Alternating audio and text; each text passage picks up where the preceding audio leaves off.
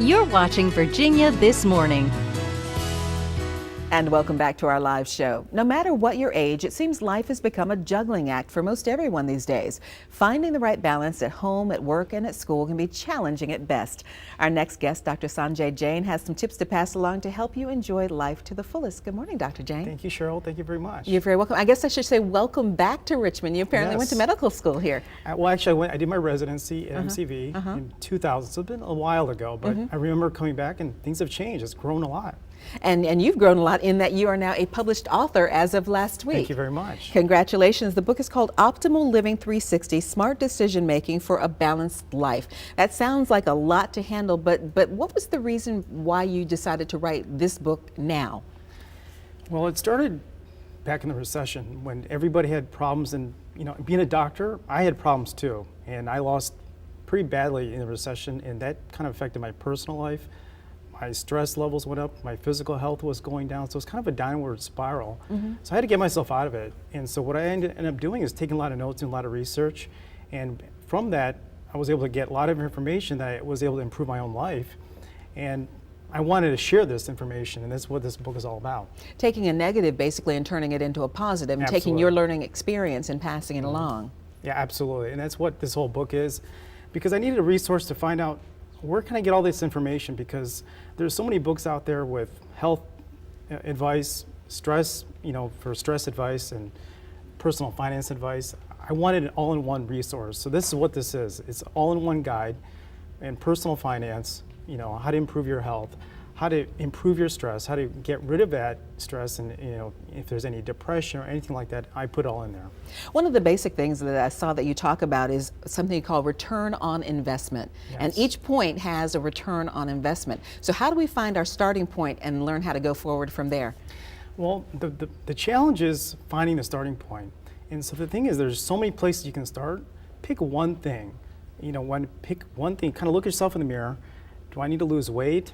What is it? Do I need to get some stress? Pick one thing and start with that one little focus, and then grow from there. So what I start off in the book is talk about many little things you can start off with. So just pick one. Pick that one and really work at it. Focus on one thing. Once you get that going, you can really get the ball rolling. So that's the whole point. Start little, and it'll just keep on growing from there. Because we all want instant return. If we say we're going to lose weight, we want to be at that weight by the end of the week. I know. And I guess everybody in the beginning of the year, that's their goal. That's the number one thing, is like, I want to lose weight. There's many other things, but you just can't start from that big goal. You got to start very specific. So, okay, diet, exercise. Okay, that's still a big goal. So let's break it down. Okay, let's look at exercise. Well, where do you exercise from?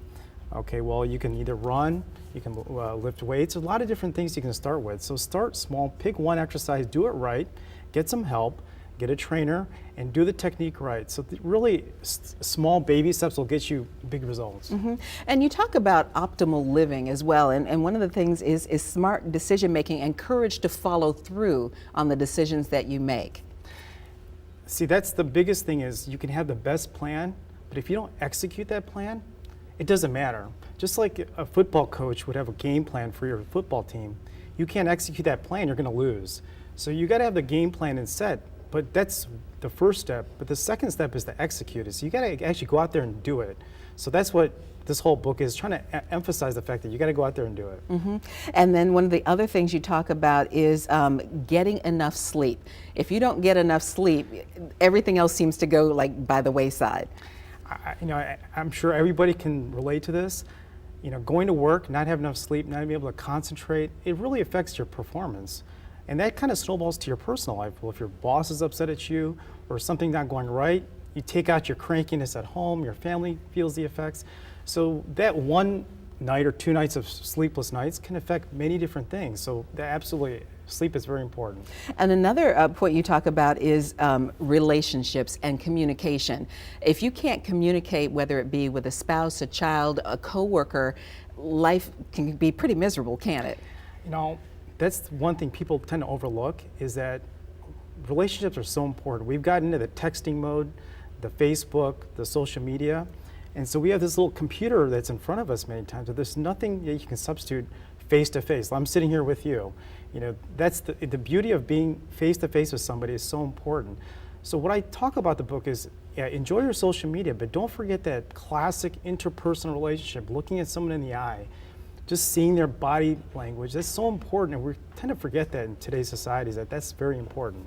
That one-to-one communication Absolutely. and actually being able to see somebody and understand what they're talking about, because you really can't put expression and emotion as you might want to into a text or an email. And that's what, you know, part of life is that human interaction. And we got into such a digital world that we tend to lose that. So part of relationships is getting that stress in your life and getting that part of what you want to do. How has the process of writing this book and getting it published helped you? The book is one step, but really just learning was huge. I lost weight.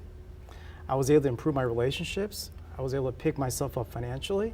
So just going through the whole process, it was kind of cathartic because I was writing the book when I was in a bad situation. So doing this book actually helped my personal life personally. So that my goal is already achieved.